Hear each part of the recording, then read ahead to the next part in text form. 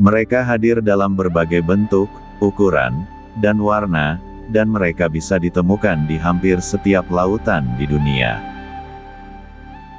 Inilah ubur-ubur. Di mana ada air laut, di situ ada ubur-ubur, mulai dari air laut tropis yang hangat, bahkan di perairan kutub yang dingin. Ubur-ubur termasuk dalam kelompok besar Cnidaria. Cnidaria adalah salah satu jenis hewan laut yang paling umum, dengan lebih dari 10.000 spesies. Hewan lain yang termasuk dalam keluarga Cnidaria adalah anemon laut, koral, atau karang kipas laut, dan hydra. Meskipun hydra hidup di air tawar, mereka masih saudara dengan ubur-ubur.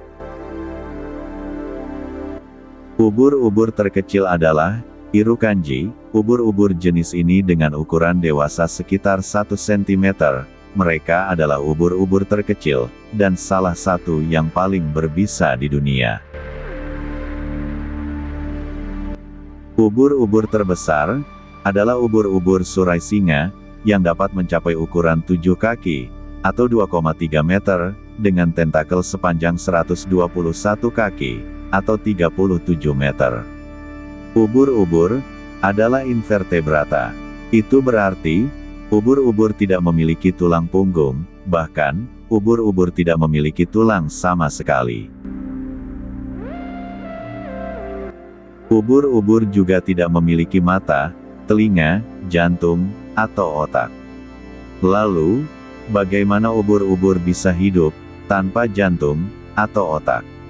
Walaupun ubur-ubur tidak memiliki otak atau sistem saraf pusat, ubur-ubur memiliki serangkaian saraf dasar di permukaan tentakelen mereka. Saraf ini mendeteksi sentuhan suhu, salinitas, dan lain-lain. Ubur-ubur secara refleks merespon rangsangan. Ini karena ubur-ubur tidak punya otak. Ubur-ubur hidup secara pasif, sepenuhnya bergantung pada refleks otomatis mereka. Ubur-ubur merasakan cahaya, dan mengarahkan diri mereka menuju cahaya tersebut, dengan merasakannya melalui sel-sel pekat cahaya, di sepanjang punggung mereka. Dengan sensor itu juga, ubur-ubur dapat merasakan zat kimia di dalam air, dan menjaga keseimbangannya. Karena ubur-ubur tidak memiliki otak, gerakan mereka juga terbatas, dan bergantung sepenuhnya pada arus laut untuk dapat bergerak di sekitar habitatnya. Ubur-ubur menangkap mangsa juga merupakan masalah kebetulan, karena ubur-ubur tidak punya otak. Ubur-ubur tidak bisa secara aktif memburu makanan mereka, jadi, ubur-ubur hanya menunggu mangsanya, untuk tersangkut di tentakel mereka yang berbisa, lalu memakannya. Lalu, bagaimana ubur-ubur bisa hidup tanpa jantung?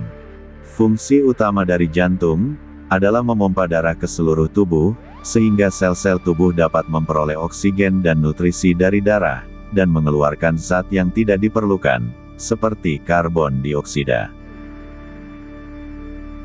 Yang istimewa dari anatomi ubur-ubur adalah, lapisan luar tubuh ubur-ubur, yang dikenal sebagai ektodem, ketebalannya hanya beberapa sel jadi oksigen dapat dengan mudah berdifusi ke dalam tubuh ubur-ubur. Ubur-ubur juga memiliki sistem pencernaan yang sangat sederhana, di mana nutrisi sederhana disalurkan ke seluruh tubuh. Proses difusi oksigen dan nutrisi ini tidak memerlukan pompa yang kuat seperti jantung untuk dapat meresap ke seluruh tubuh. Inilah kehebatan dari kesederhanaan anatomi ubur-ubur. Selain mengandalkan arus laut, ubur-ubur bisa berenang, namun dengan cara yang unik. Ubur-ubur menggunakan gerakan propulsi jet sederhana untuk berenang. Ubur-ubur membuka tubuh mereka seperti payung, dan kemudian menutupnya. Dengan menutup tubuh mereka, air di dalam dipaksa keluar, dan ubur-ubur bisa bergerak maju. Dengan ini, ubur-ubur dapat bergerak ke tempat yang mereka inginkan. Terus bergerak adalah satu-satunya cara menjaga agar ubur-ubur tetap mengapung, tetapi, sebesar apapun usaha dan upaya ini, mereka dapat dengan mudah terbawa oleh angin kencang, atau arus laut yang menjadi penyebab utama ubur-ubur terdampar di pantai.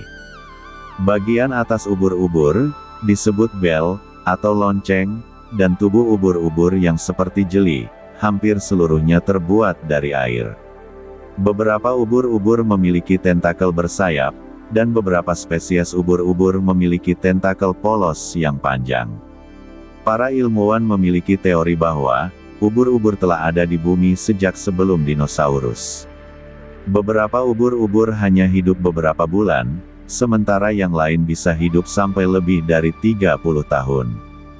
Hingga saat ini, ada lebih dari 200 spesies ubur-ubur di lautan, yang sudah diketahui.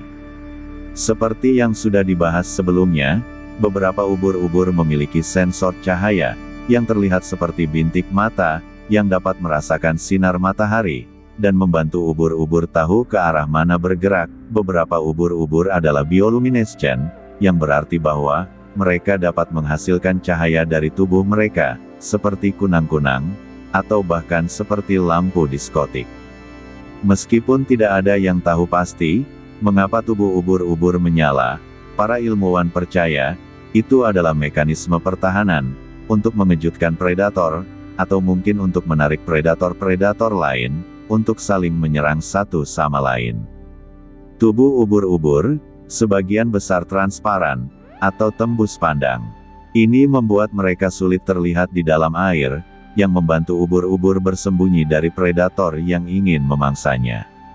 Predator utama ubur-ubur adalah penyu, hiu, ikan pedang, dan bahkan sesama ubur-ubur. Ubur-ubur sendiri adalah karnivora, tetapi mereka tidak secara aktif memburu mangsanya. Ubur-ubur dengan pasif menunggu ikan, atau hewan kecil lainnya terperangkap di tentakel mereka. Tentakel ubur-ubur ditutupi sel penyengat, yang dapat meletup dan menyuntikkan racun ke mangsanya, lalu melumpuhkannya. Ubur-ubur juga sering diberitakan menyengat manusia. Beberapa sengatan ubur-ubur hanya membuat iritasi, atau bahkan melukai secara ringan. Namun, beberapa jenis ubur-ubur, seperti spesies ubur-ubur kotak, dapat memberikan sengatan yang dapat membunuh seketika. Ubur-ubur memiliki siklus hidup yang kompleks dan menarik. Biasanya, ubur-ubur mulai sebagai telur, dan telur-telur ubur-ubur akan mengambang di arus laut. Setiap telur kemudian akan menetas dan berkembang menjadi planula. Planula yaitu larva yang dapat berenang. Lalu, setelah beberapa hari, planula ubur-ubur akan menemukan sesuatu yang kokoh untuk berlabuh, dan mengalami transformasi menjadi polip. Polip ini bentuknya agak mirip seperti bunga polip, bertahan hidup dengan menggunakan tentakelnya, untuk menangkap dan memakan plankton. Lalu, akhirnya polip mulai tumbuh membelah, dan menjadi epira, atau ubur-ubur yang belum matang.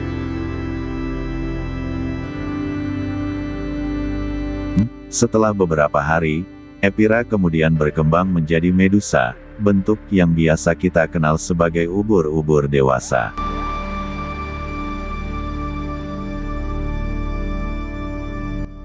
Terlepas dari semua waktu yang dibutuhkan untuk menjadi dewasa, ubur-ubur dewasa biasanya hanya hidup sampai sekitar setahun. Unik dan indah ubur-ubur mungkin tampak seperti makhluk laut yang tenang dan damai, meskipun beberapa jenis ubur-ubur tidak berbahaya, dan dapat kita amati dari jarak dekat. Namun, beberapa dari jenis ubur-ubur memiliki tentakel yang mematikan, bahkan, beberapa dari mereka adalah predator berbahaya, yang terbukti menyakitkan, atau bahkan mematikan bagi mereka yang berani mendekat.